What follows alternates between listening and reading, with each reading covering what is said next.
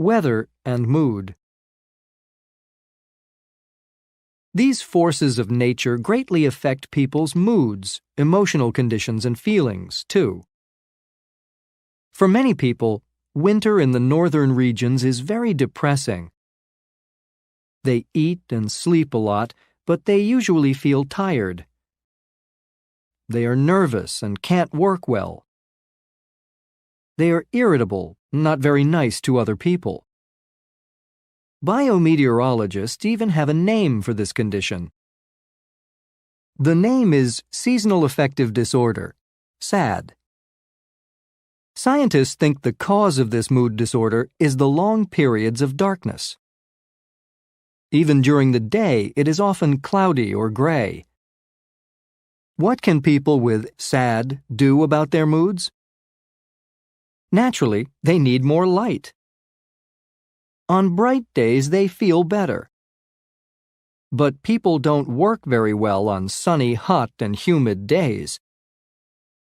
The best weather for good work and thinking is cool and clear. Conclusion and summary. Are the people around you becoming sick more often? Are they getting more colds or the flu or even pneumonia? Are they having more health problems like headaches or asthma attacks or heart disease? Or are you becoming moody? Are you getting more tired or depressed, low in mood, or sad? Remember, according to biometeorologists and other weather scientists, the cause may be the atmosphere.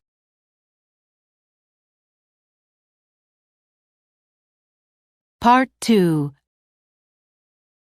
Global climate changes. Climate in regions of the globe. The word weather means the atmospheric conditions at a specific place and time. The weather can vary from day to day. In contrast to weather, climate is the general or average atmospheric conditions of a region. In different areas of the globe, the climate generally stays the same from year to year. For example, the climate in the desert is usually very dry. It may be cold in winter and hot in summer, but there is very little rain or humidity. In contrast, in tropical rainforests, there is very high humidity. In most other areas of the world, the weather is cool or cold and wet or dry in the winter season. It is warm or hot and dry or humid in the summer months. According to some meteorologists, weather researchers, the Earth's climate is changing slowly. In most places on the Earth, the weather varies from season to season or even from day to day. In contrast, the typical climate is similar every year. Even so, there may be global climate changes from one long time period to another. What are these changes? Some scientists believe the weather is becoming more extreme. There are longer periods of very cold and very hot temperatures. There are more and more powerful hurricanes and tornadoes, storms with strong, fast winds, and blizzards, heavy snowstorms. Floods, large amounts of water on dry land, and long droughts, times without enough rain, are causing greater and greater physical damage to the human communities on Earth. These extreme forces of nature will get even worse in the future, say some people. And every change in climate in one part of the globe will bring more extreme changes in other areas. Global warming and El Niño are having major effects on the Earth's atmosphere, weather, and climate. At least, that's the opinion of many researchers and scientists. What is global warming? It is a slow increase in the average yearly temperature of the planet. The cause is an increase of gases in the atmosphere. What is El Niño? The Spanish phrase means the little boy or the Christ child. It names a weather condition most common in the month of December. This seasonal weather disorder is a change in the atmosphere of the tropical areas of the Pacific Ocean. It increases the amount of rain in the Americas and can bring strong winds and hurricanes. In contrast, El Niño may cause drought in the southern and western Pacific, Asia. Blizzards, snow, and long periods of low temperatures may follow in the northern regions of the globe. Not all meteorologists believe there is much natural global warming. According to these scientists, the El Niño effect is not getting stronger. So why is the temperature of the Earth going up? Why are tropical storms like hurricanes causing more and greater flood and wind damage? Probably, human beings are the main cause of the extreme effects of weather and climate changes. Cars and factories are putting more and more gases like carbon dioxide, CO2, into the Earth's atmosphere. Coal and oil add carbon dioxide to the air too. Trees and plants take in carbon dioxide, but humans are cutting down the rainforests and putting up buildings where green plants used to grow. The world has a lot of people now, and it will have a lot more people in the future.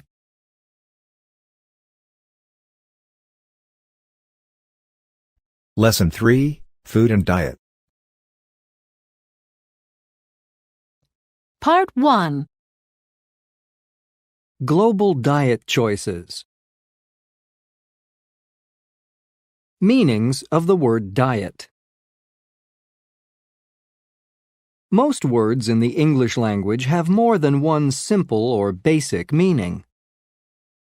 One example is the word diet. The most general definition of the noun is a person's or a group's usual food choices and habits. In a more specific definition, diet means an eating plan with only certain kinds or amounts of food. For instance, a diet is often a plan to lose weight. And as a verb, diet means to lose weight. People can go on a diet, meaning they are starting a program to lose weight. International fast food. All over the world, the global diet includes fast food. Prepared items from inexpensive restaurants, snack bars, or food stands. Some examples of typical American fast food are hamburgers, hot dogs, sandwiches, and fried chicken. Some common international fast foods might be German sausage and schnitzel, Italian pizza and pasta, Mexican tacos and burritos, Middle Eastern shish kebab and falafel, Japanese sushi and tempura, and Chinese egg rolls and noodles. Why is this kind of food becoming even more universal or worldwide? First, fast food restaurants usually prepare and serve the items quickly. Second, many fast food restaurants are part of fast food chains, eating places with the same name and company owner. For instance, the biggest and most famous American fast food chain serves hamburgers in every continent on the planet except Antarctica. Its menu items may not be exactly alike in all cultures, but its 25,000 restaurants all have the same look and style. The atmosphere seems comfortable and familiar. Third, The items at fast food places usually cost less than meals in formal restaurants or special dishes made at home. And finally, people usually enjoy the taste of the food, even if it is not very nutritious, healthy. How people make individual food choices. How do most people make their diet decisions? Individual choices are often based on former habits, cost and convenience, beliefs about health and nutrition, and ideas about physical beauty. Some people learn to like certain foods in childhood, and they don't change later in life. Many people have busy lives, so they buy or prepare food and eat it as quickly as possible. Some meal planners think only fresh and natural food is nutritious, so they buy vegetables, fruits, and foods without additives, chemical substances, and prepare it in healthy ways. People with health problems, like high blood pressure or diabetes, a blood sugar disorder, may be on special non-salt or non-sugar diets. The nutritional requirements of very young or very old people may be different from the needs of others. Some cultures prefer a slim body to a well-rounded one, so people are always trying to lose weight. They may follow popular diets, such as a low-carb diet, an eating system high in protein but low in refined carbohydrates. Other reasons for diet habits around the world. Unlike individual food plans, the diets of whole cultures and regions come from location, history, and tradition. For example, the typical Mexican diet is a combination of foods from pre-Columbian, Spanish, and French cultures. It is rich in complex carbohydrates, corn, beans, rice, breads, and protein, beans, eggs, fish, meat. Fish and fish products from the seas around Japan are one of the most important parts of the traditional Japanese diet. Rich in vitamins and minerals, seafood is served grilled, baked, raw, dried, pickled, hot, and cold. Soy products, miso, tofu, and bean paste, fermented vegetables, and rice are also important in the typical Japanese diet. Religious practices may also greatly affect diet. For instance, some Jewish people keep kosher, follow the requirements of Jewish food preparation and eating. These laws prohibit eating pork or bacon or other meat from pigs, shellfish, snake, or insects. In addition, people should not eat meat and dairy, milk products, at the same meal. In a similar way, Muslims follow the laws of eating halal, an Islamic system of eating only permitted foods. Some foods, such as pork or insects, are not permitted. Though people can eat some meat, such as beef from cows, the animals must be killed in a special way, according to ritual. Also, for religious reasons, some Christians eat fish instead of meat on Fridays.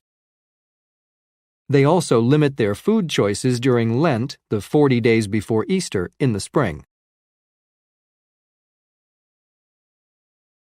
Conclusion and summary. The global diet. Universally, more and more meals include basic necessary food elements: protein, carbohydrates, and fats. Almost everywhere, some kind of meat, fish, dairy product, or another food with protein is part of a good breakfast, lunch, or dinner. There are also grains, breads, vegetables, fruit, and the like. Many dishes contain the necessary vitamins and minerals. A few families grow their own food, but most people buy food from eating places and markets in their communities. Food may be fresh, prepared, canned, frozen, or packaged. Fast food is very popular, and maybe it is becoming healthier. In some ways, diet choices are becoming more and more similar around the world. Even so, the variety of food choices is large now and is probably going to increase. Are cooking customs, eating habits, and food preferences all over the world becoming more or less healthy? Are they better or worse for human beings? These questions are interesting topics of research and discussion.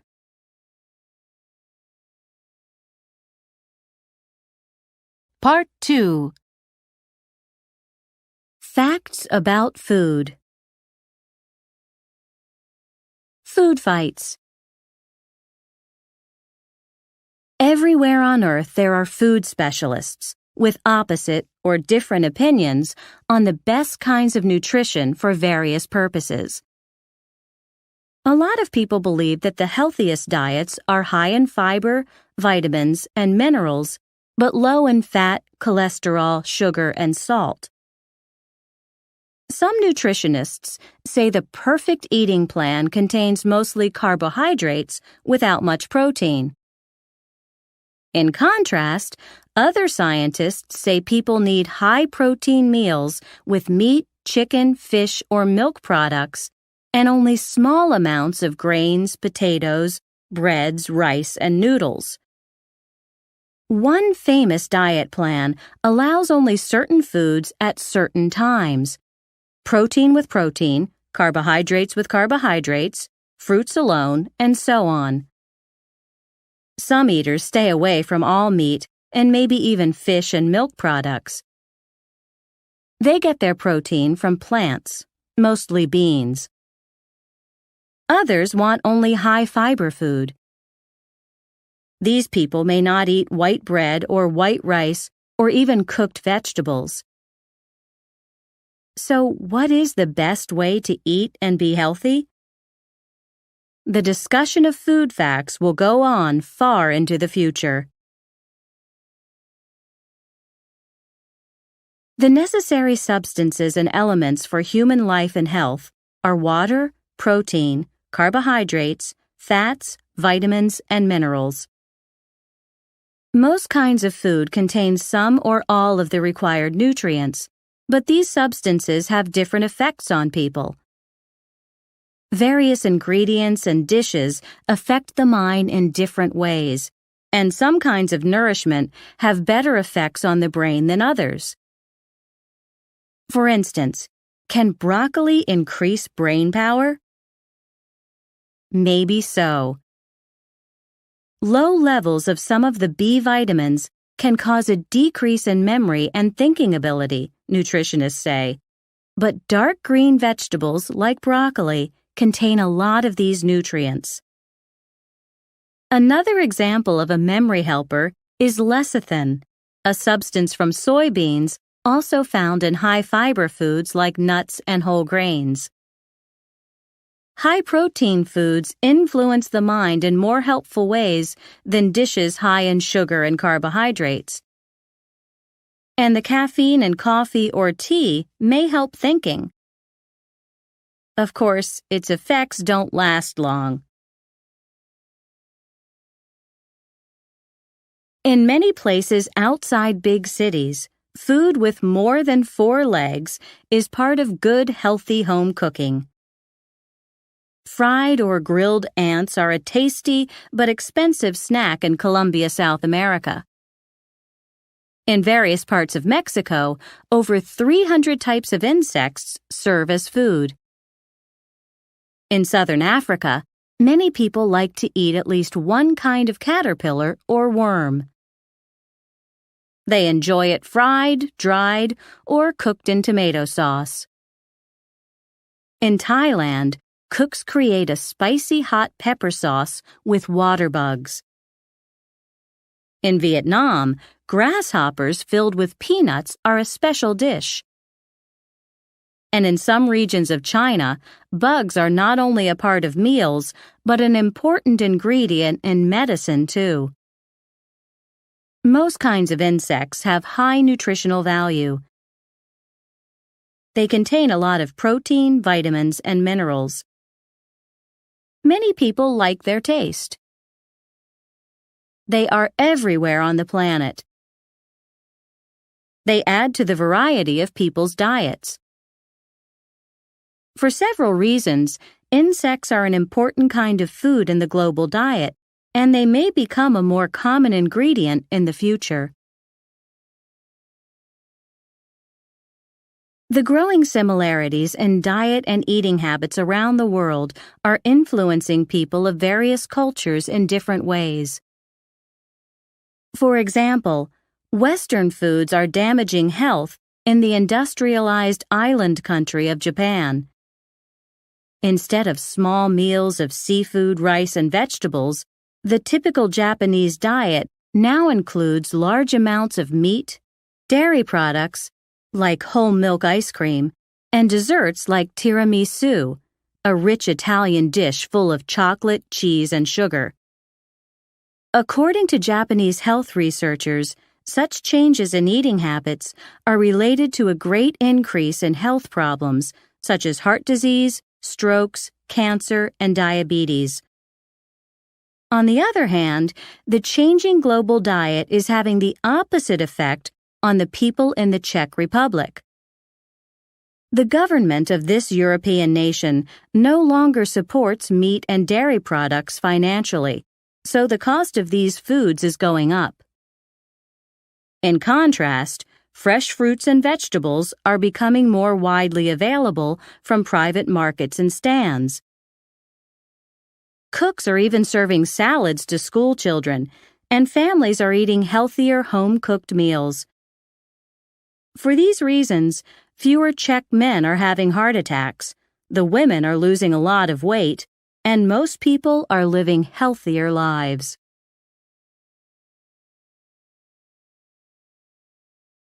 Lesson 4, The Community Where You Live. Part 1. How can I get to the post office? I have a special rule for travel. Never carry a map. I prefer to ask for directions. Sometimes I get lost, but I usually have a good time. And there are some other advantages. I can practice a new language, meet new people, learn new customs and the like. I learn about different styles of directions every time I ask, how can I get to the post office? Here are some illustrations of those differences. Tourists are often confused in Japan. That's because most streets there don't have names. Outside big cities, people most often use landmarks in their directions. For example, the Japanese might tell travelers something like this. Go straight down to the corner, turn left at the big hotel with the sushi bar and go past the fruit market. The post office is across from the bus stop, next to the fast food fried chicken place. In the United States, people might give directions in different ways according to their region or community. In the countryside of the American Midwest, for example, there are not usually many landmarks. There are no mountains, so the land is very flat. In many places, there are no towns or buildings for miles. Instead of landmarks, residents of the flatlands will tell you directions like north, south, east, and west, and distances like 2 miles. In the states of Kansas or Iowa, for instance, people will say things such as, take this road here, go straight north for 2 miles, make a right turn, and then go another mile in a northeast direction. Keep to the left around the curve, then merge with local Route 12. In most cities, however, people will name the streets, number of blocks, even the number of stoplights or stop signs. People in towns or cities might say, go straight for 5 blocks, turn left at Main Street, go to the 3rd stoplight and turn right, that's 6th Street, The post office is 2 blocks up on your left. Many people around the world can get street directions on the internet.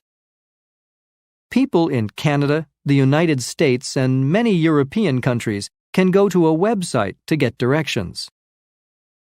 They type in a start point and an end point for their trip. Then they get instructions like these. Take I-40, the interstate highway, 26 miles. Go straight, east. Enter Texas. Keep left, northwest, 8.7 miles. Turn right. Merge onto Turner Turnpike. At exit 5B, take ramp right towards Oklahoma City, Oklahoma. They print out these directions and carry the papers with them, sometimes with a map. Without a computer printout, on the other hand, some people in Los Angeles, California may have no idea of distance on the map. Residents of this Pacific Coast area are almost always in their cars, so they measure distance in time. How far away is the post office, you ask? Oh, they might answer, I guess it's about 5 minutes from here. You say, yes, but how many miles away is it, or how many kilometers or blocks? They rarely know, or they can seldom say. Sometimes people in Greece do not even try to give directions. That's because tourists seldom understand the Greek language. Instead, a Greek person may motion or gesture or say, "Follow me." Then that person will lead you through the streets of a city to the post office. What if a person doesn't know the answer to your question about the location of a place? A New Yorker might say, "Sorry, I have no idea," and walk away quickly. But in Yucatan, Mexico, not many residents answer, "I don't know." People in Yucatan may believe that a quick "I don't know" is impolite. They might stay and talk to you. And usually they'll try to give an answer, sometimes a wrong one. A tourist without a good sense of direction can get very, very lost in this southern region. One thing will help you everywhere, in Japan, the United States, Greece, Mexico, or any other place. You might not understand a person's words, but you can probably understand the body language, like facial expressions, gestures, movements, and so on. He or she will usually turn and then point his or her finger in a particular direction.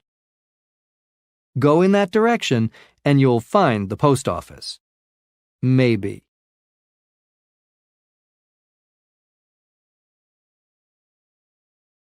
Part 2. The laws of communities. Laws are rules for people and communities. For instance, in every country and culture of the world, there are laws against serious offenses, murder, robbery, violence against people, and the like. These laws make sense. They are necessary for safety and health, for community order, and for good human relationships and communities. They are probably similar all over the world.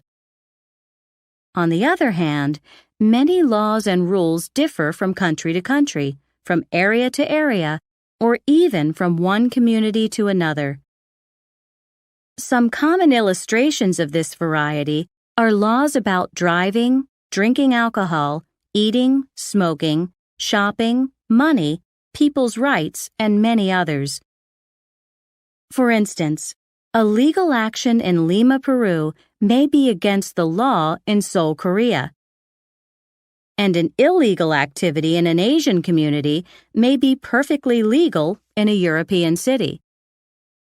On the other hand, laws may be the same in various countries, but vary in different cities or states of the same nation. Every country has traffic rules and signs, but are they the same? In most countries, there are street and road signs with information about location, directions, dangers, cautions, and rules of the road.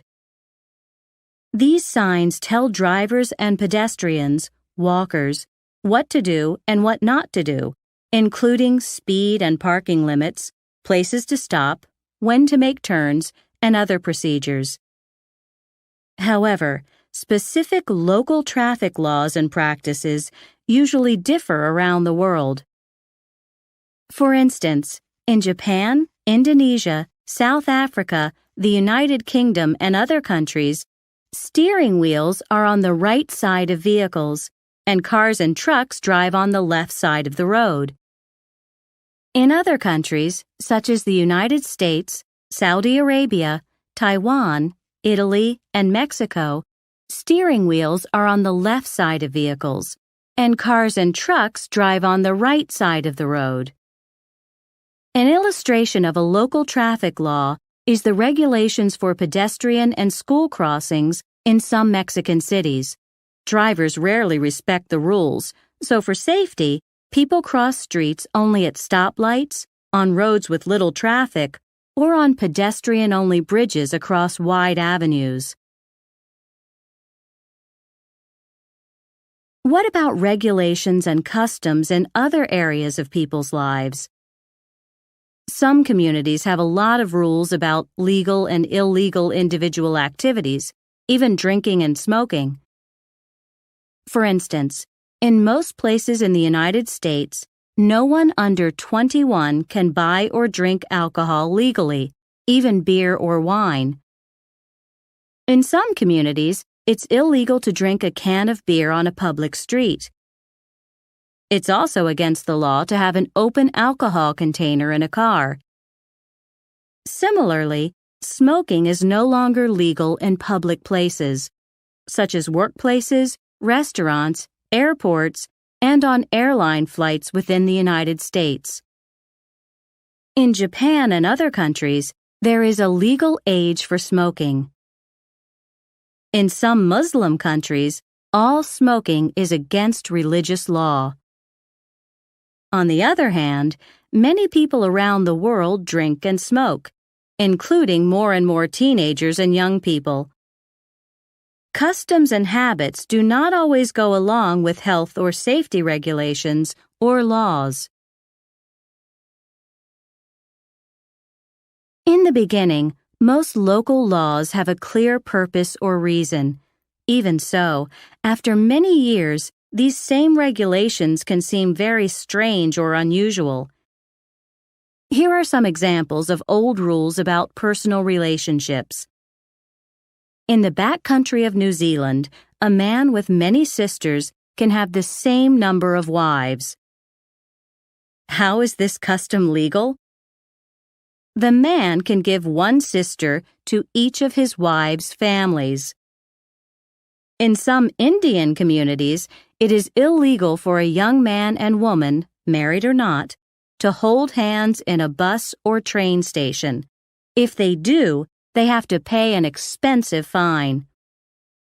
The law in some Chinese towns doesn't allow a man to give a woman a chicken leg during a meal. He can give her other chicken parts, but not a leg. And in Worland, Wyoming, a state in the United States, no married man may go camping alone or with his friends. He has to take along his wife. These old laws are probably still in effect, but not many people follow them.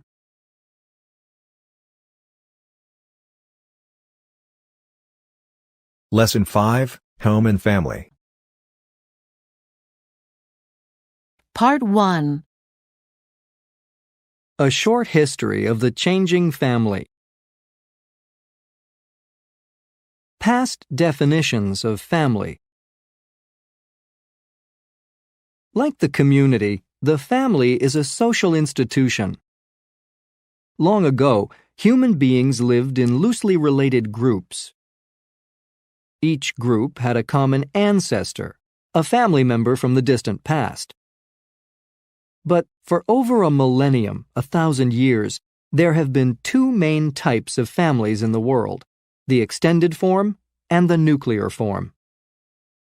The extended family may include grandparents, parents, and children, and sometimes aunts, uncles, and cousins. In other words, relatives living in the same house or close together on the same street or in the same area. In contrast, the nuclear family consists of only parents and their biological, related by blood, or adopted children. Because of the industrialization in the 19th century, the nuclear family became the most common family structure. Kinds of families today. Today, there are many different kinds of families around the globe.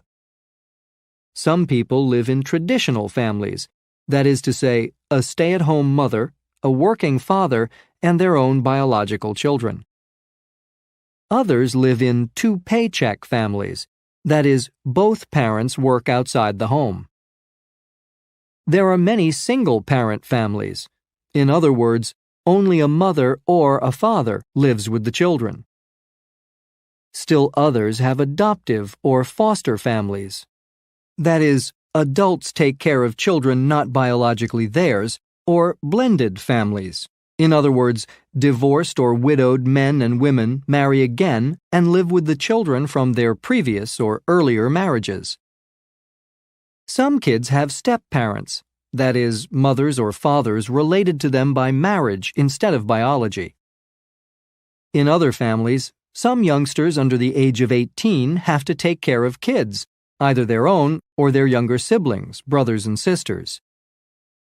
In different countries around the world, there are also same-sex partnerships, with or without children, childless marriages, unmarried live-in relationships, communal living groups, and so on. The early 20th century. What caused the structure of the family to change? Here is an example from the Western world. In the early 1900s in the United States, the divorce rate, that is, the percent of legal endings compared to the number of marriages, began to rise, and the birth rate, that is, the number of births per 100 or 1,000 people, began to decline. In other words, couples stayed married for fewer years, and they had fewer children. Women often chose to get an education and take jobs outside the home. Decades, 10-year periods, later, the same things began to occur in other industrialized countries, and then developing countries of the world as well. The 1930s and 1940s. The decades of the 1930s and 1940s were difficult years in both industrialized and developing countries. Many families faced serious financial problems because the heads of households lost their jobs. During World War II, 1939 to 1945, millions of women had to take care of their homes and their children alone. Because so many men were at war, thousands of these war widows, that is to say, women whose husbands were away at war, had to go to work outside the home. Most women worked long hours at hard jobs. There weren't many perfect families. They had problems. After World War II. During the next decade, the situation changed in many places. There were fewer divorces, and people married at a younger age and had more children than in the previous generation. Men made enough money to support the family, so a mother seldom worked outside the home when her children were small. Children began living at home longer, that is, until an older age, usually after high school or even college. The traditional family was returning in the United States, it seemed, as in many other countries. The end of the 20th century.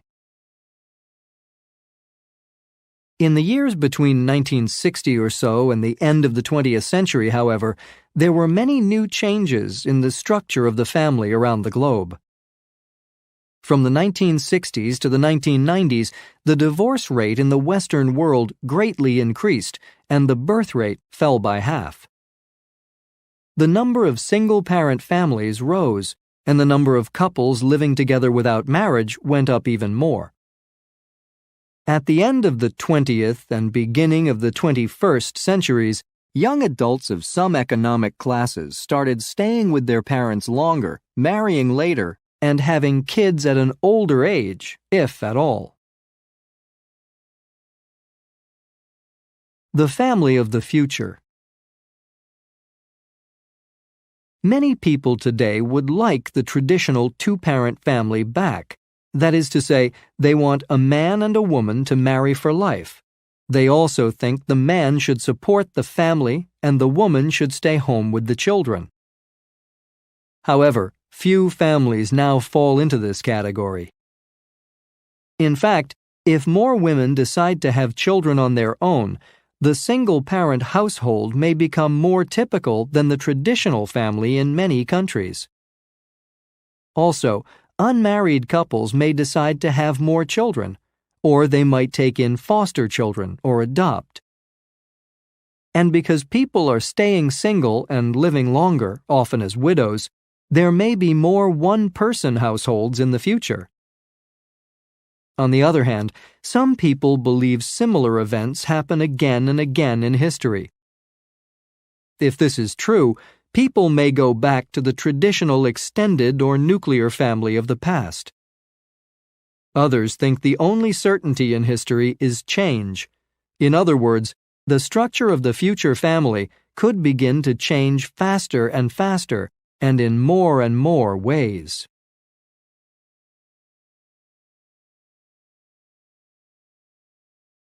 Part 2. Time with the family, past and present. The sun was rising.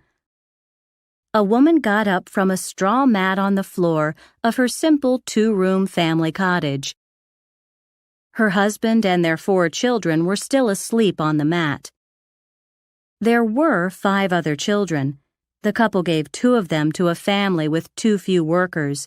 The other 3 died long ago. The woman pushed aside the family goats. When she started the fire for cooking, the man and the children got up. While the daughter helped with the housework, the sons went outside to work in the fields with their father. They could see a castle not far away. The family lived under the protection of the master of the castle.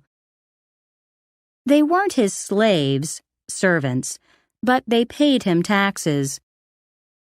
There was no schooling, so they couldn't read or write or get jobs in cities. During the long workday, they took breaks only for meals. Occasionally, they went to the village center, where they laughed and talked and played games. At night, people of the community got together around big fires. They told stories about the past. Most families used to live this way in England over 800 years ago. In the first half of the 20th century, the Japanese family was much more traditional than the typical American family. Young people didn't even used to date. In other words, they didn't go out together as couples. Instead, they had arranged marriages. Their parents chose their husband or wife. Maybe the couple fell in love after they got married, and maybe they didn't. Either way, the wife had children and stayed home with them while the husband supported the family financially. Often the husband and wife and their children lived in an extended family situation, 3 generations in one crowded house. Today, life in Japan is similar to that of many other industrialized countries in that many women work outside the home and young people choose their own mates.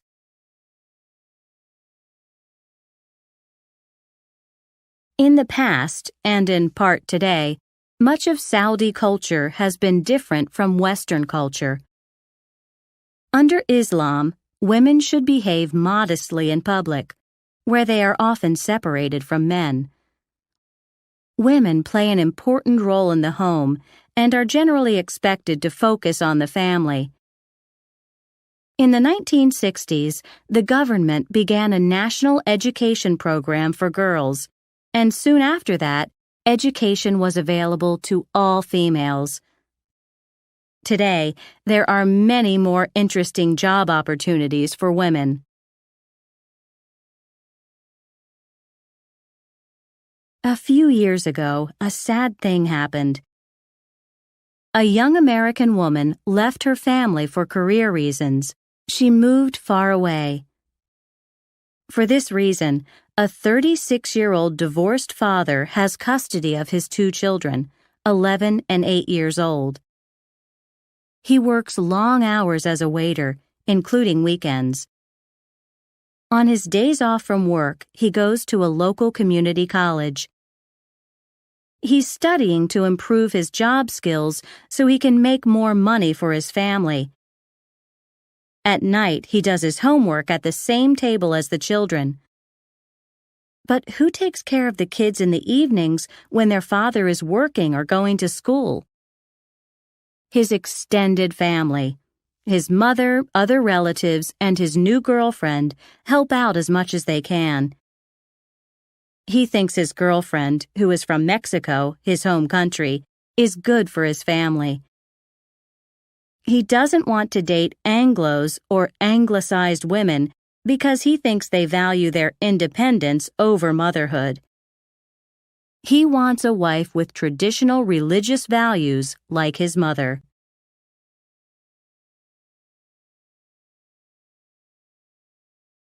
Lesson 6, World Cultures.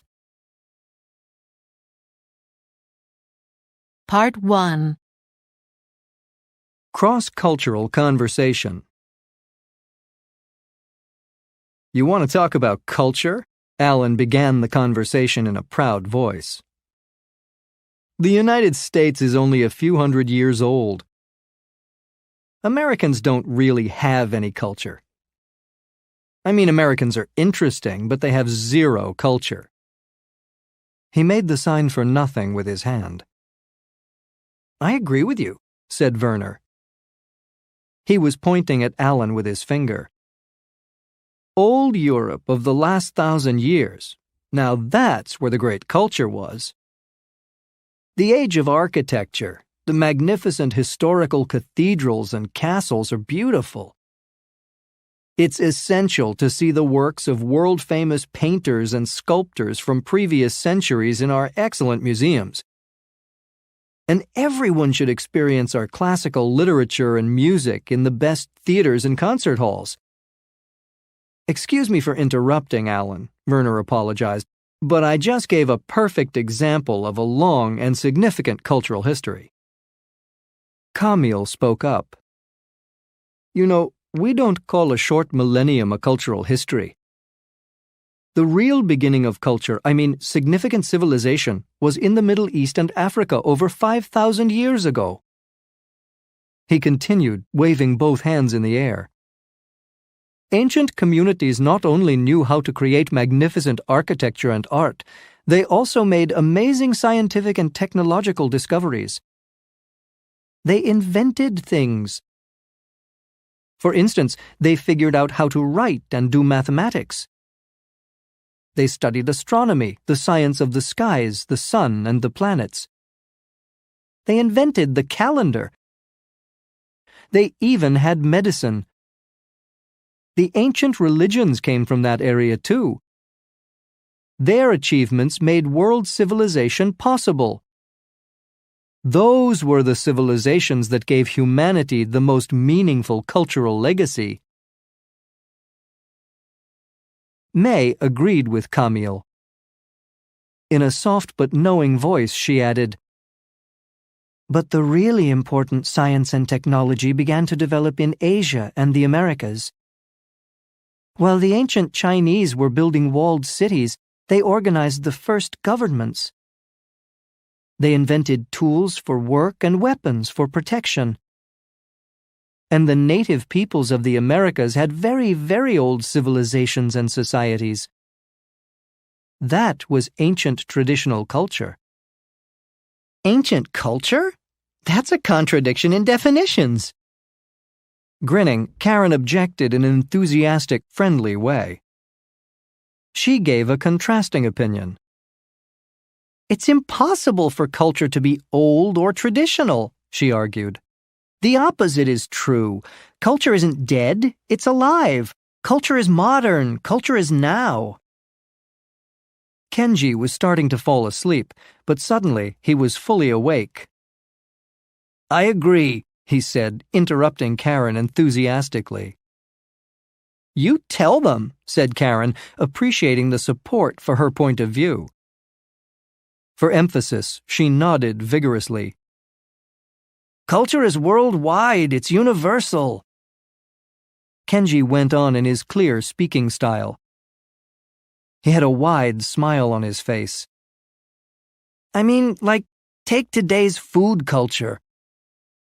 With our global fast food, I have to say, everyone eats the same. And because of the worldwide media, movies, TV, CDs, compact discs, the internet, everybody knows the same information, plays the same music, enjoys the same stories, even the jokes. And I mean, it's like people everywhere want to buy the same clothes, all because of advertising. A beautiful young couple in jeans and bright Hawaiian shirts anywhere in the world, eating hamburgers and French fries with their friends from many countries. Finally, we have a global culture, and tradition has nothing to do with it."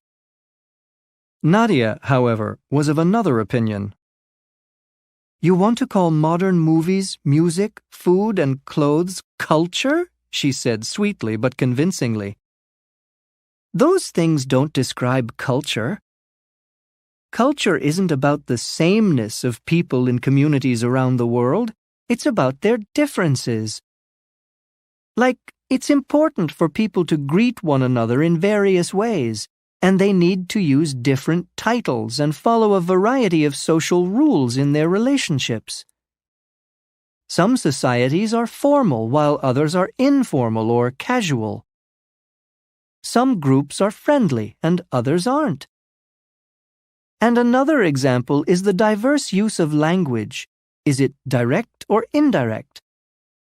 How do communication styles include motions, gestures, facial expressions, and other body language?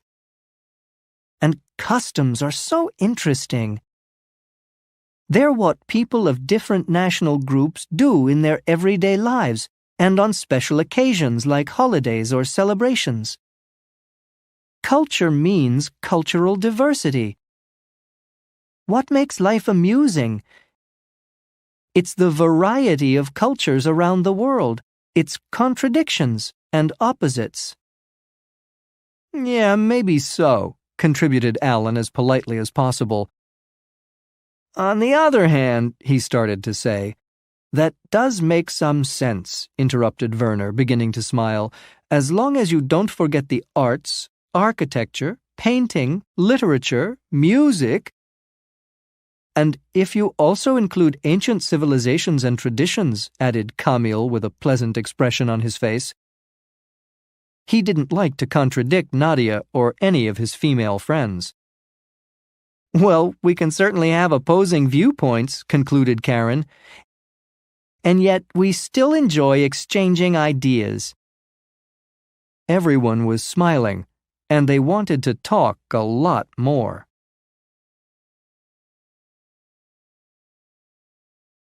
Part 2. Clues to world cultures.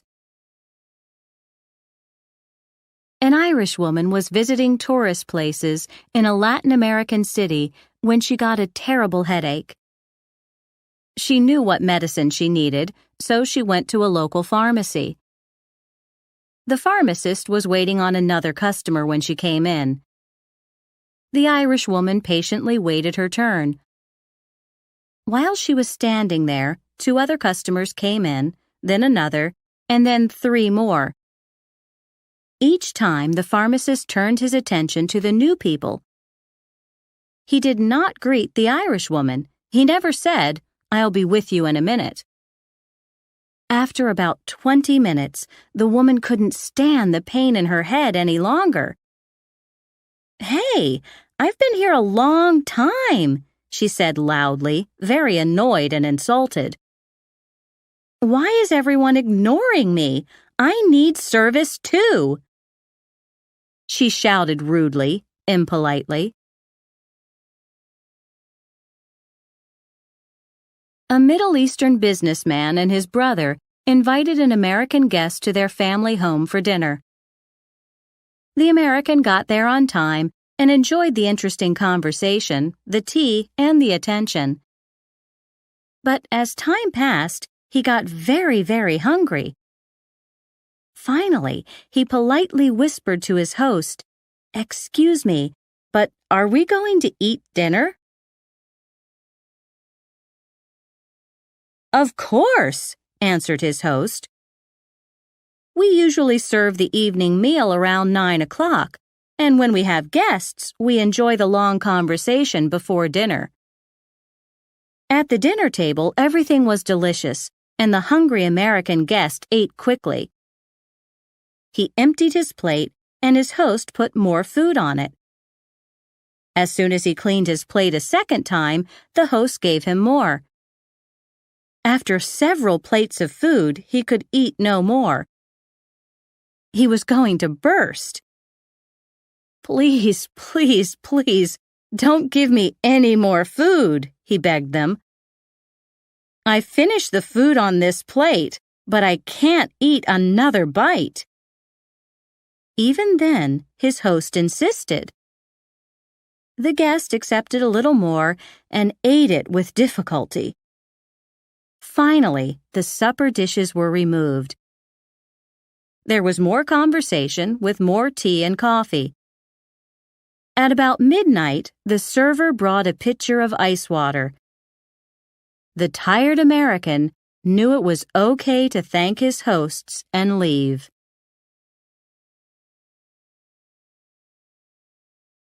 A group of international students were attending college in Europe. They had a long time between semesters for travel. So they decided to hitchhike as far as they could in other countries. In many places, they were successful. They put their thumbs out or pointed them backwards and smiled. Friendly drivers stopped. As soon as the first traveler got a yes answer from a driver, he motioned with his hand or fingers for his friends to come, or he held up both thumbs in an OK sign, or made a circle with the thumb and the next finger of one hand. The young tourists saved money, saw a lot of the countryside, and had interesting conversations and experiences. On the other hand, in Greece and Turkey, the visitors were not so lucky. Few drivers stopped to give them rides. Instead, most people ignored them. Others gave them mean looks from their cars. They seemed almost insulted that the visitors were begging for rides. A few drivers shouted terrible words at the travelers. 2 even got out of their truck and started a fight. The students thought the drivers were very rude. They felt confused, afraid, and unwelcome. After a few days, the students took the bus back to the countries where they were studying.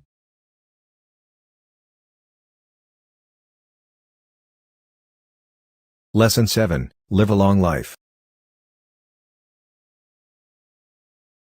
Part 1. The secrets of a very long life. Introduction.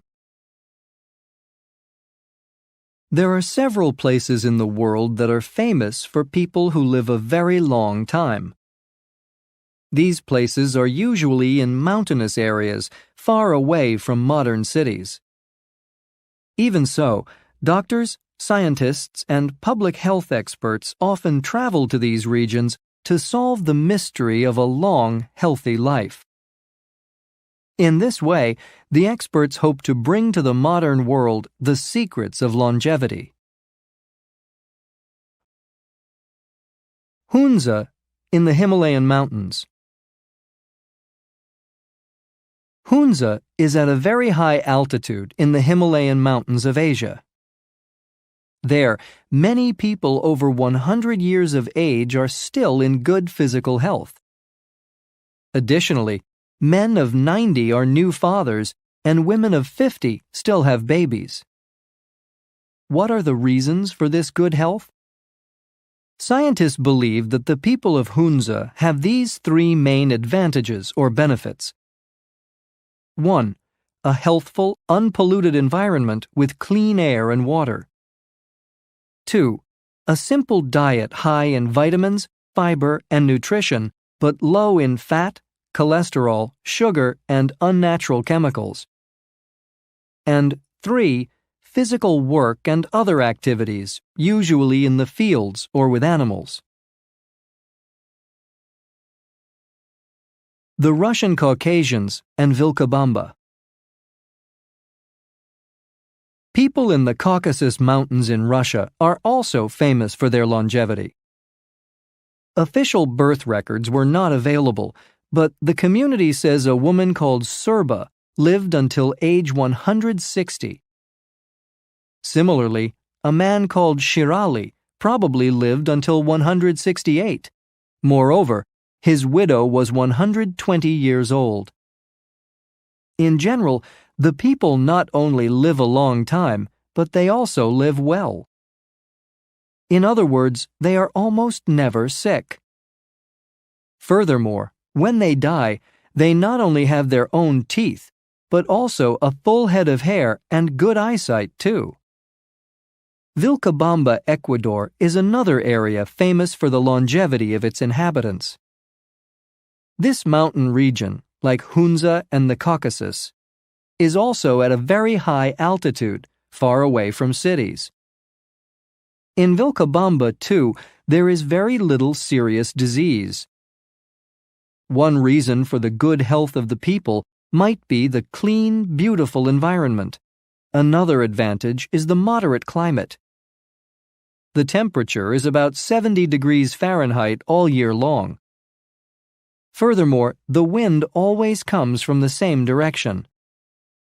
In addition, the water comes from mountain streams and is high in minerals.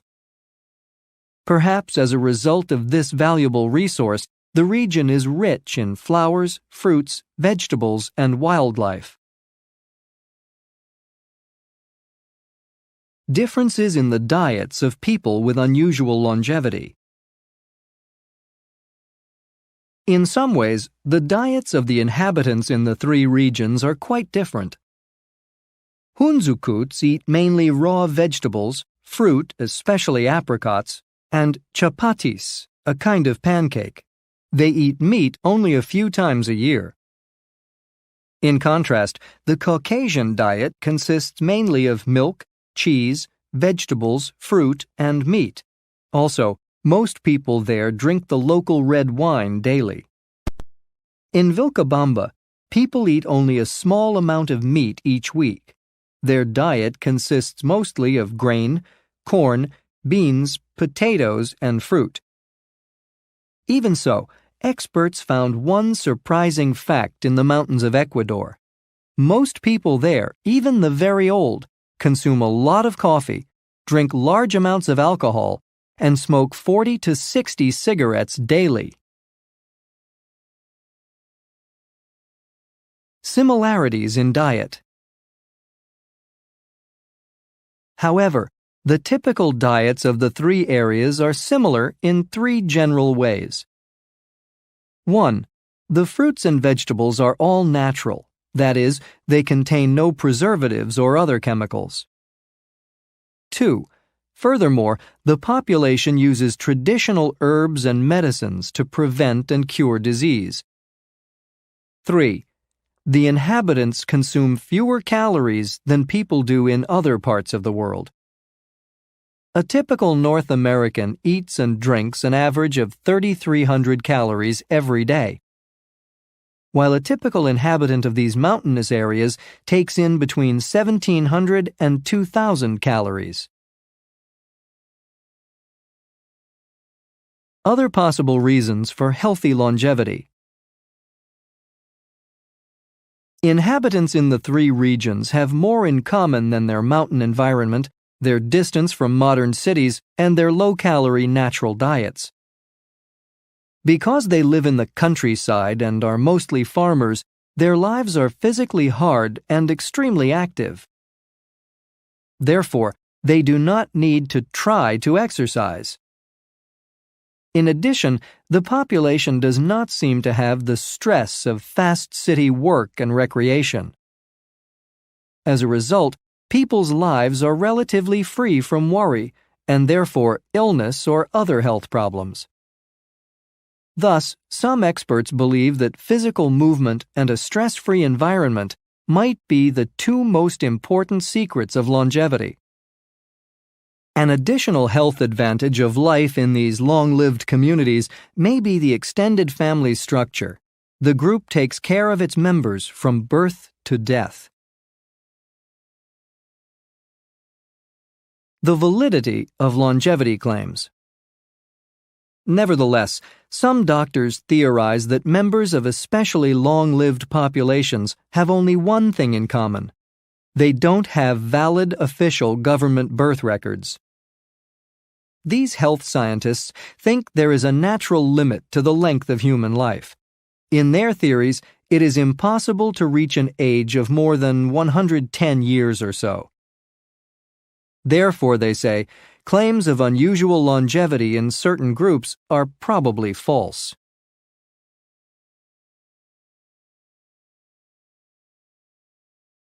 Lesson 8, The Media and Entertainment.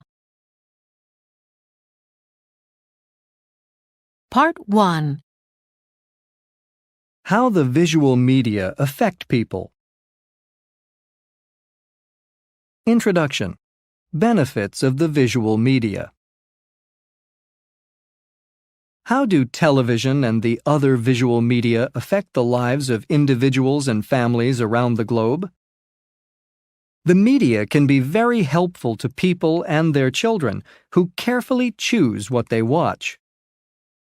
With high-quality programming in various fields of study, science, medicine, nature, history, the arts, and so on, TV, videotapes, and DVDs increase the knowledge of the average and the well-educated person.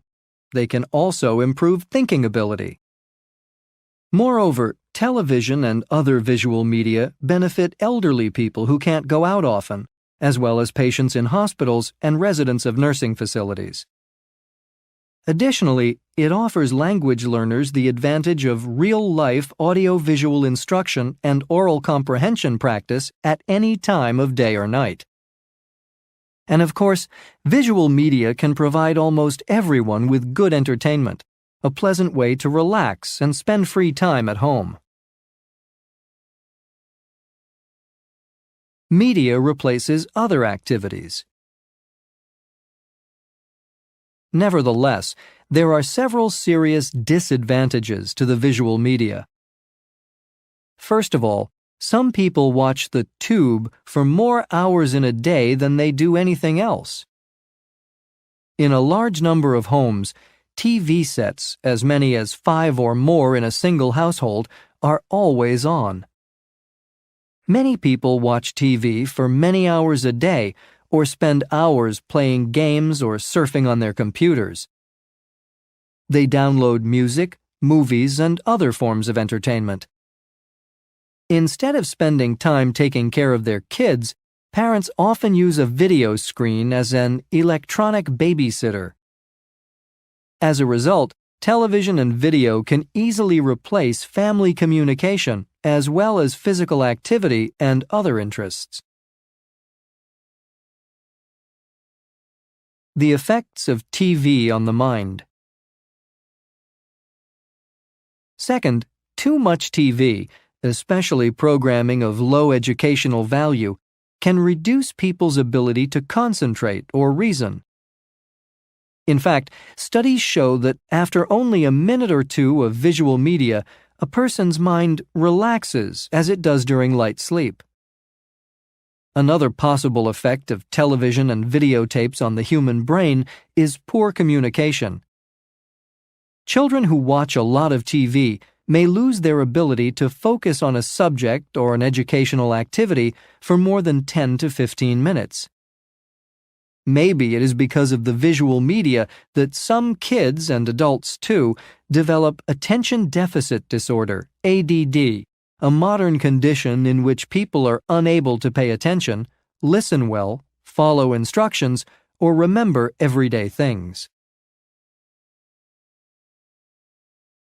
The effects of violence in the media. A third negative feature of the media is the amount of violence on the screen, both in real events in the news and movies or in TV programs. It scares people and gives them terrible nightmares. The fear created by media images and language can last for a long time. On the other hand, frequent viewers of action programming get used to its messages. They might begin to believe there is nothing strange or unusual about violent crime, fights, killing, and other terrible events and behavior.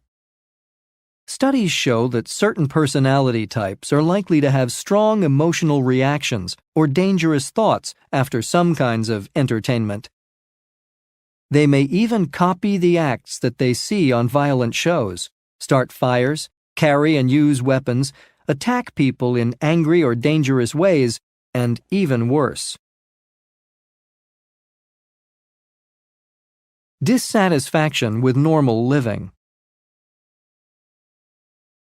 Because of the visual media, some people may become dissatisfied with the reality of their own lives.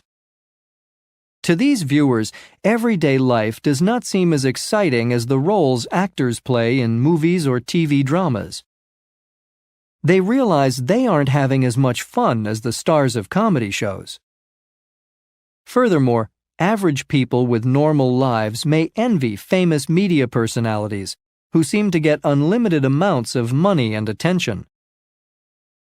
Also, media watchers might get depressed when they can't take care of situations in real life as well as TV stars seem to. On the screen, they notice actors solve serious problems in hour or half-hour programs, or in 20-second commercials. Boredom with real life. Yet another negative feature of modern television is called trash TV. These daily talk shows bring real people with strange or immoral lives, personalities, or behavior to the screen. Millions of viewers, including children, watch as these instant stars tell their most personal secrets, shout out their angry feelings and opinions, and attack one another. TV watchers seem to like the emotional atmosphere and excitement of this kind of programming, as well as the tension of the real but terrible stories on TV news magazine shows. A newer version of this kind of entertainment is called reality TV. In shows like Survivor, The Amazing Race, American Idol, and The Apprentice, real people compete for attention, fame, and other rewards. What effect does frequent viewing of such programs have on people's lives? It makes television more real than reality, and normal living begins to seem boring. Disadvantage of the media: addiction. Finally, the most negative effect of all of these kinds of visual media might be addiction. People often feel a strange and powerful need to watch TV, download visual material, or play a DVD even when they don't enjoy it or have the free time for entertainment. addiction to a TV or computer screen is similar to drug or alcohol dependence. Addicts almost never believe they are addicted. Even so, truthful media addicts have to answer yes to many of these questions. Do you immediately turn on the TV set or computer when you arrive home from school or work? Do you watch a lot of programming that requires little focus or thinking ability? Can you concentrate on another topic or activity for only 10 to 15 minutes at a time? Do you enjoy the action and violence of the media more than activity in your own life? Do you feel envious of the lives of well-known TV or screen personalities or the participants in reality TV shows? Do you feel closer to the people on TV than to your own family members and friends? For you, is TV or video the easiest and therefore the best form of relaxation or fun? Would you refuse to give up your TV viewing and internet connection for $1 million? Would you like to compete on a TV reality show more than do anything else?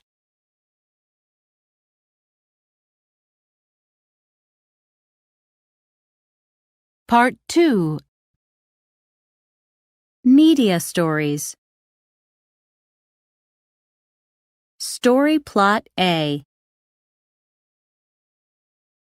Marian, who works in a real estate office, is depressed about her life, especially her unhappy love relationship.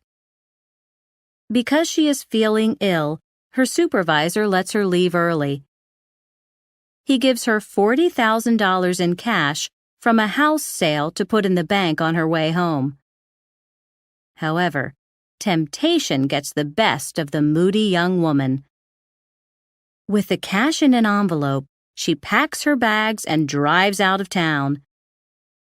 On a dark, lonely road, a severe thunderstorm forces her to stop at the run-down Bates Motel. There is a scary old house high on a hill behind the motel, with the form of an old woman in a rocking chair at the window.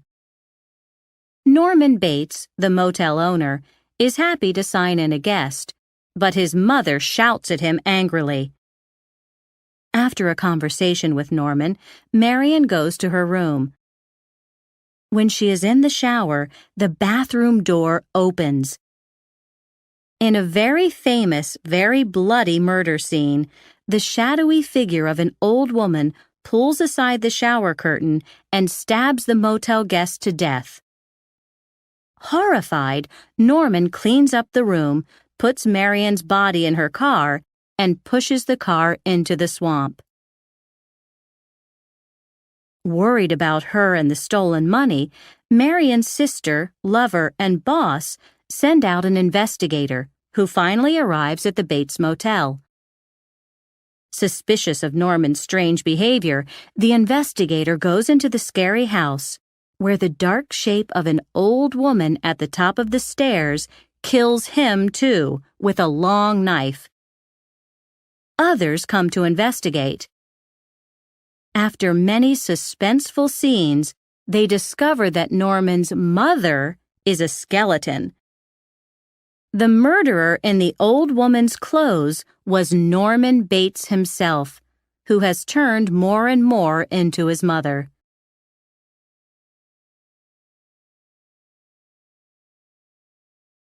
Story plot B. After a hurricane sinks their ship off the coast of Africa, a British couple finds their way to land with their baby son. However, the parents are killed by a wild animal. A gorilla, the largest of the human-like monkeys, finds the baby, brings him home to her mate, and raises the helpless human in the jungle. As a result, he grows to adulthood in the natural ape community. Nevertheless, the young man's peaceful life in the jungle soon changes. To study African wildlife in its natural environment, Professor Porter arrives with his daughter Jane and a hunter named Clayton. When the explorers meet the jungle man, At first, they think he is the missing link, a being halfway between an animal and a human being. Therefore, they are surprised to discover that he is as human as they are. When he begins to feel strange, unfamiliar emotions towards Jane, the man that grew up in the jungle becomes very confused. He wants to be with his own kind, but doesn't want to leave the gorilla family that raised him, especially since Clayton sees the apes not as friends, but as animals to hunt and kill. When Jane has to leave with her father, the ape man is very sad and upset. Even so, he saves the white people when they are captured, and Jane stays with him in the jungle.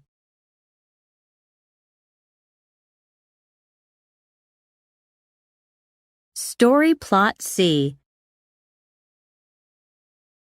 The Starship Enterprise, a flying vehicle that travels to other galaxies at amazing speeds, stops at a space station for repairs. The four Beanars, beings with computerized brains, that are doing maintenance seem worried.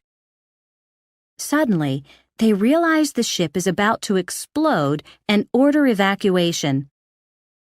Everyone leaves except Picard, the captain, and Riker, the second man in command, who don't hear the alert.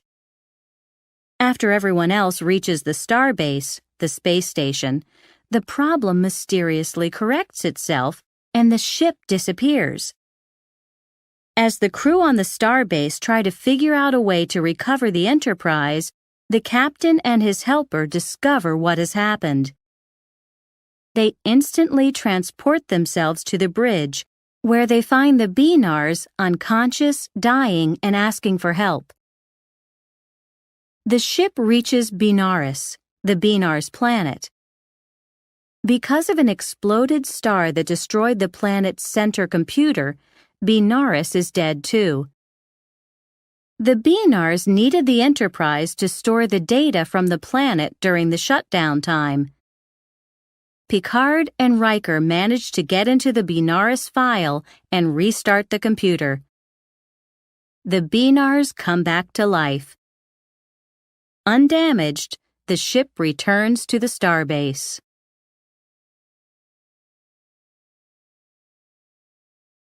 Story Plot D. It is the middle of the 19th century, a very romantic time of honor and passion. Matilda Peñalver y Beristain is an aristocrat, a member of the nobility, the most wealthy, powerful class in society. She falls in love with Adolfo Solis, an army soldier with no fortune. Matilda trusts that her fair, kind father will let her marry her true love. However, Augusta, Matilda's mother, objects. With her powerful connections, she sends Adolfo to prison. Lying, she tells her daughter that Adolfo is married with children.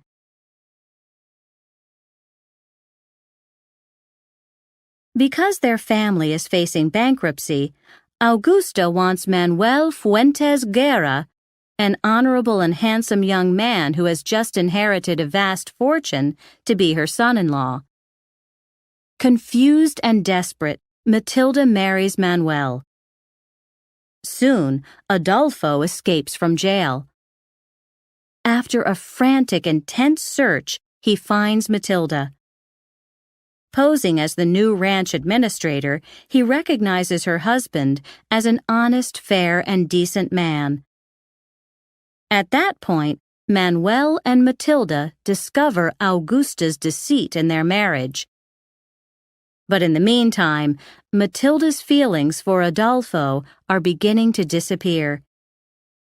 She is starting to fall in love with Manuel. Heartbroken, Adolfo accepts reality and leaves the ranch. Matilda announces she is pregnant. However, to be continued.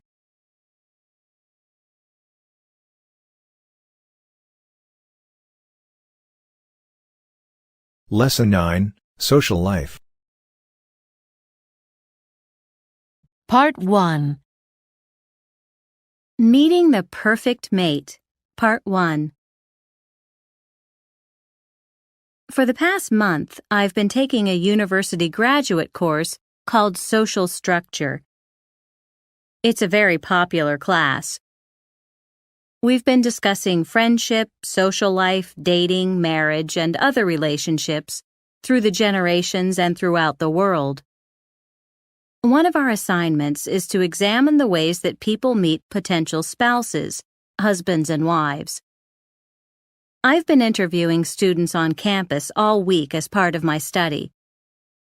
I'm amazed at what I've been hearing.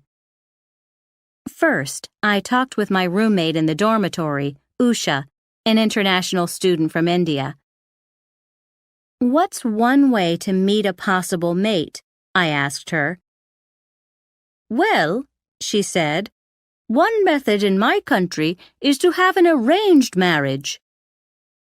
"A what?" I asked. "I know you can match a tie to a shirt or 2 socks after you do the laundry, then they're a match. But people?" "Sure," she replied. "There are still arranged marriages these days, and there were a lot more not too long ago. My parents, for example, met each other for the first time on their wedding day. My grandparents chose their children's spouses and arranged the weddings." "Do you mean that the bride and groom weren't in love?" "That sounds awful. Weren't they worried?" "Maybe a little bit," Usha said, "but they accepted each other. Then, fortunately, they learned to love each other. They've had a good, successful marriage for the past 30 years. This happens in a lot of arranged marriages. You know, even today some Orthodox, very religious young people, Jewish and Muslim and Christian, marry this way." I shook my head. "Amazing," I said. The next person that I interviewed was Bill, a guy in my business management class. "I meet a lot of women in dance clubs, at least I used to," he said. "The environment was exciting, and I used to go every weekend if possible to dance or talk or just listen to music." "That seems great," I said. "I thought so too at first," he said a little sadly. "But on the other hand, the music at these places was very loud. Many people drank, so they didn't talk. They shouted and didn't listen much. Both the men and the women got kind of aggressive. And it was so disorganized. So I've been trying speed dating instead of bars and clubs." "What on earth is that?" I asked, amazed. "Well, you go to a nice place with tables and chairs. You get to meet a new person every 6 minutes. Then you list the people you want to see again." "Does it work?" "No, it's much too fast for me. I don't move that quickly. And I'm not a speedy thinker or talker either. You know, you ought to talk to my brother Freddie. Here, you can get him by speed dialing my cell phone." Bill handed me the cellular telephone. I speed dialed Freddie. "Oh, I do just about everything on the internet. You know, the World Wide Web," volunteered Freddie very quickly. "You meet potential dates and girlfriends and mates on the web, on your computer?" I asked, not really so amazed anymore. "Yeah, there are plenty of people to communicate with in cyberspace," Freddie began enthusiastically. "With the most up-to-date technology, laptops and power notebooks and even camera and video phones, you can do it anywhere. At home, at work and school, at cafes, in the library. You can go into chat rooms and talk by typing." Slowing down, Freddie paused to think. On the other hand, I'm not such a good writer. It's hard, to use those little computer devices. Anyway, well, who knows what is real there and what isn't? Who knows? Like, who might be dangerous? He continued, starting to sound a little discouraged. It seemed he was talking more to himself than to me. I thanked him and we said goodbye so I could continue my search for the perfect way to find the perfect mate. The internet? Never, said Julie, a student who works part-time in the campus bookstore. I prefer to make new friends at places where people have the same interests.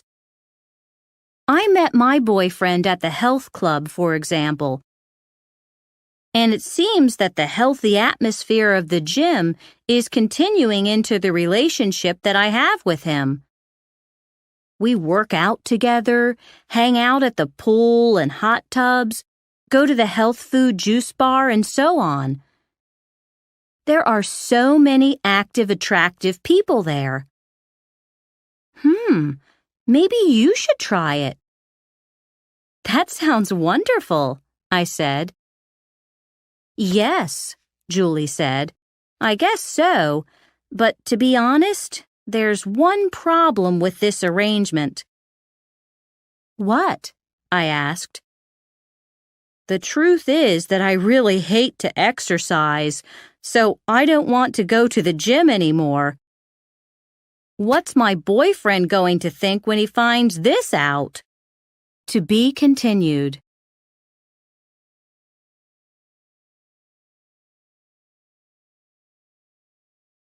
Part 2. Meeting the Perfect Mate. Part 2. What is the best way to meet the perfect husband or wife? Computer dating services are the answer, said my friend Sarah, who lives down the hall from me in the dormitory. They provide a great way to meet people. The biggest advantage is that you have a lot in common with the people you meet through a computer. The computer can match you up with someone of your same intelligence, cultural background or religion, age, personality, values, and so on. If you want, you can meet someone who is famous, exciting, optimistic, healthy, polite, any characteristics that are important to you.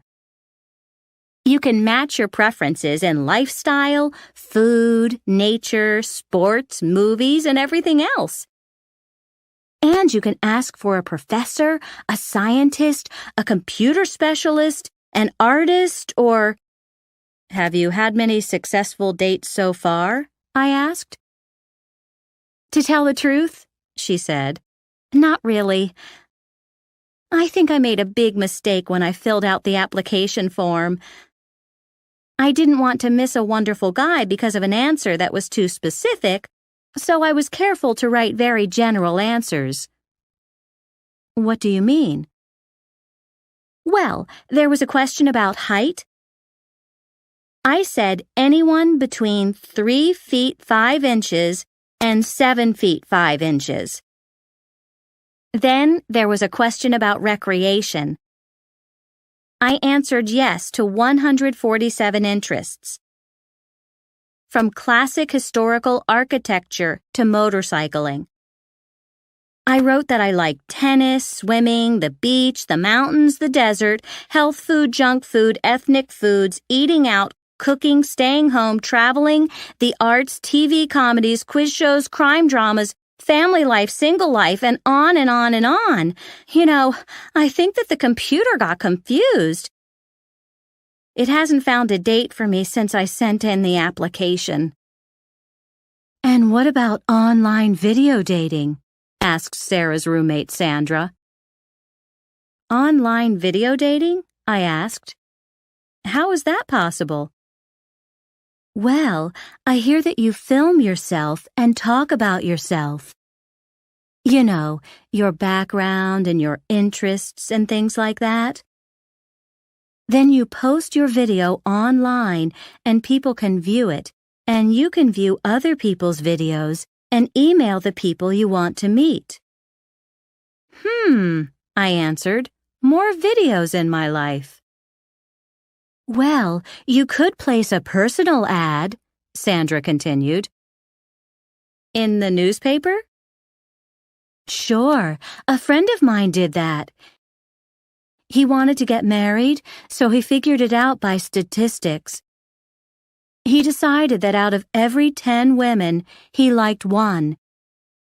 And out of every 10 women he liked, he might fall in love with one. Therefore, to get married, he just needed to meet 100 women. Did it work? I asked. There was no answer. Last, I interviewed a guy in the cafeteria. His name was Felix. Supermarkets, he told me. You're kidding, I said.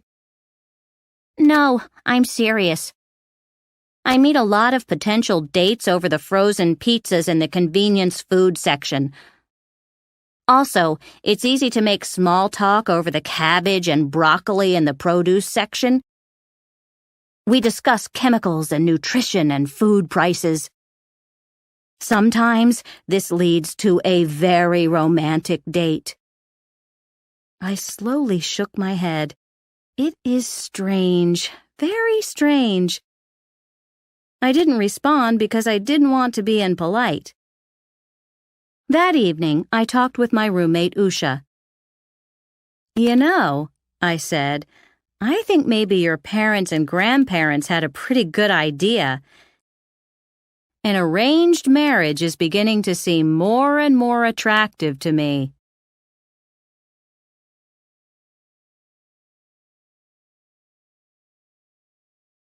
Lesson 10, Sports.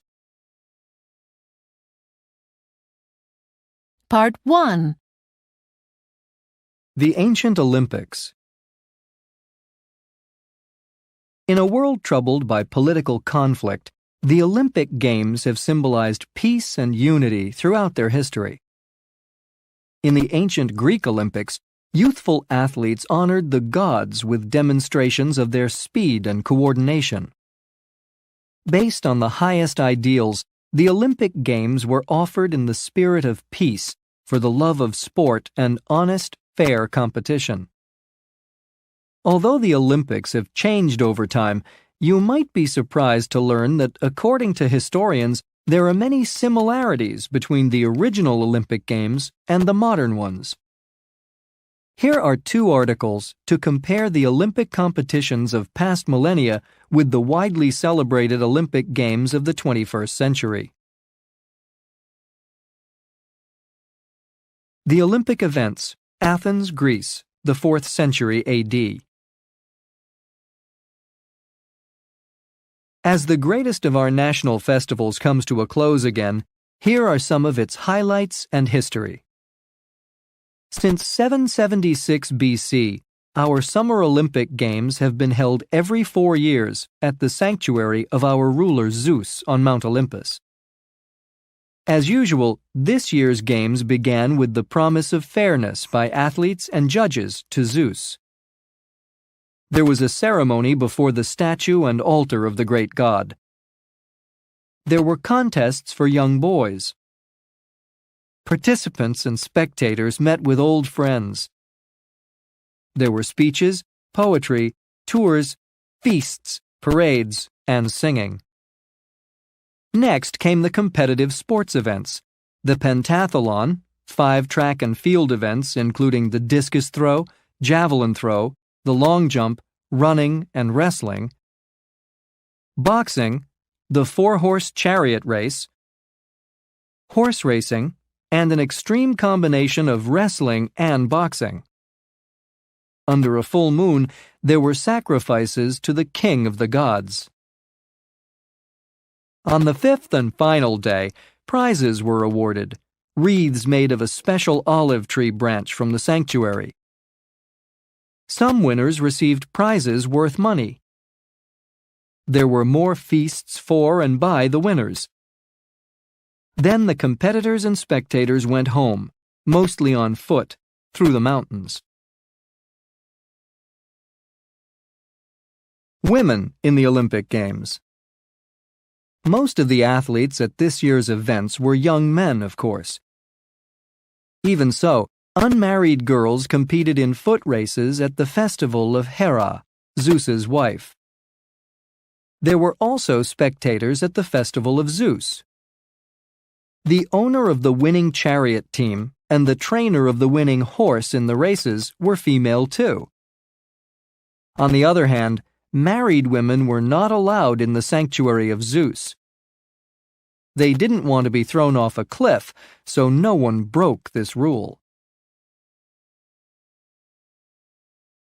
The politics of the Olympics.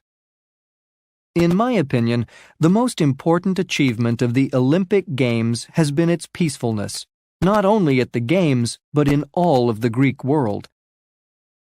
Of course, the actual events fill only 5 short days. Even so, during the 3 months before and after the competitions, there is an agreement to protect travelers, so there is usually no fighting between or among competing cities. Although there have been exceptions, in its long history of over a millennium, the ancient games have never been cancelled for political reasons. In general, even during the times of major wars, the games have contributed to the cause of peace for well over 1,000 years.